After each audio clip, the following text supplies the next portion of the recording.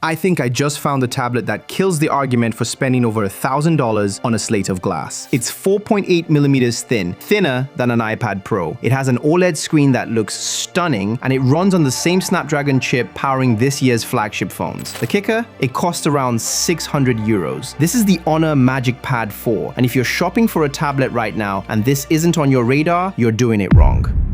The feeling you get when you pick this thing up is the first surprise hit. At 4.8 millimeters thick and around 450 grams, this tablet is so thin and light, you could slide it into a bag and genuinely forget it's there. It feels like carrying a Playboy magazine, except instead of naked girls, this has a Snapdragon 8 Gen 5 inside it. The build is a flat metal frame, dense, premium, the kind of thing that makes you feel like you're rich as f.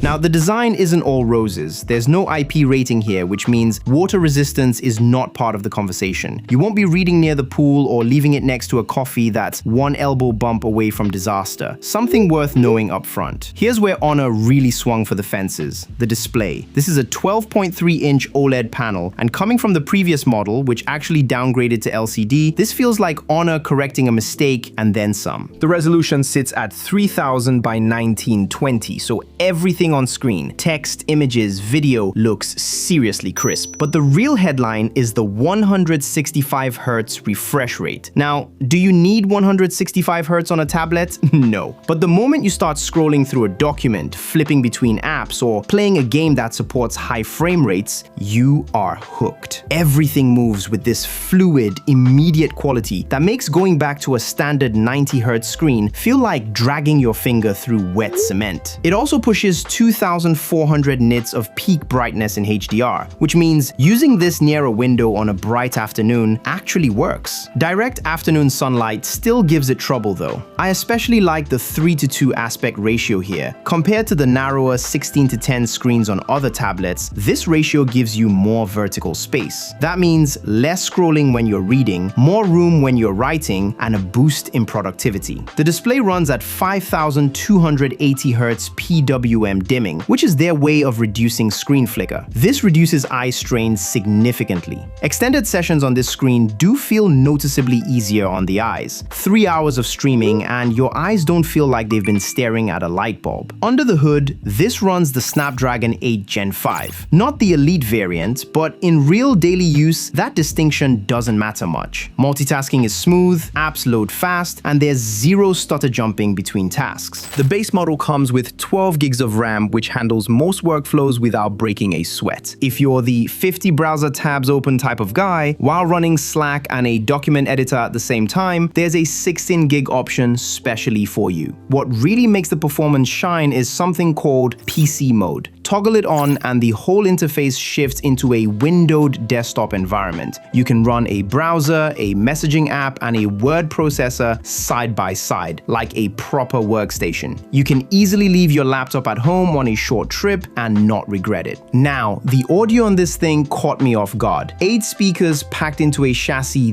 this thin, and they actually deliver. The soundstage is wide, clear, and holds up well at high volume without distorting. It doesn't have the deep bass of a dedicated speaker, I doubt any tablet does, but for watching a movie in bed or catching up on a show, it's good enough that it doesn't make you reach for headphones, and that says something.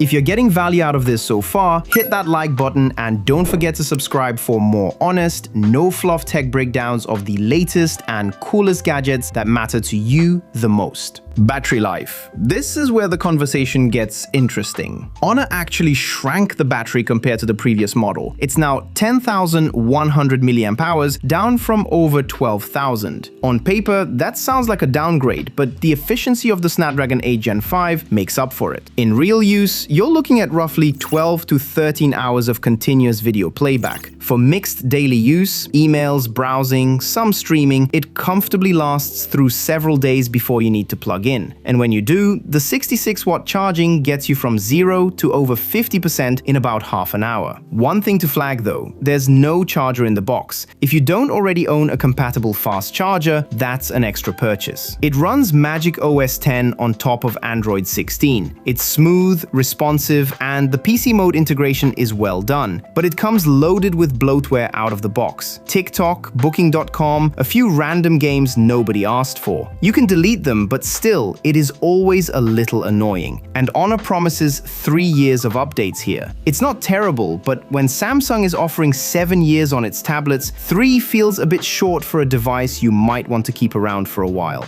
The cameras, let's be real about this. The 13-megapixel rear camera handles document scanning and the occasional quick photo, but it's not going to win any awards. It overexposes in bright lights and detail falls off quickly. The 9-megapixel front camera is perfectly fine for video calls, gets the job done on Zoom or Teams, but skin tones look a bit flat and the colors are slightly washed out. This is a tablet. You're not buying it for photography, and it doesn't pretend to be something it's not. Fair enough. The accessories are a bit of a mixed bag. The smart keyboard case has decent key feel, good click, comfortable enough for typing sessions, but the folding stand mechanism is fiddly. On a desk, it's stable. On your lap or any uneven surface, you'll find yourself readjusting more than you'd like. The Magic Pencil 3 magnetically attaches to the top of the tablet, has low latency and works well for note-taking, but it feels a bit slippery on the glass. It doesn't have that paper-like friction you get on the Samsung S11, for example. Not a deal breaker, but something to consider if you plan to sketch or write frequently.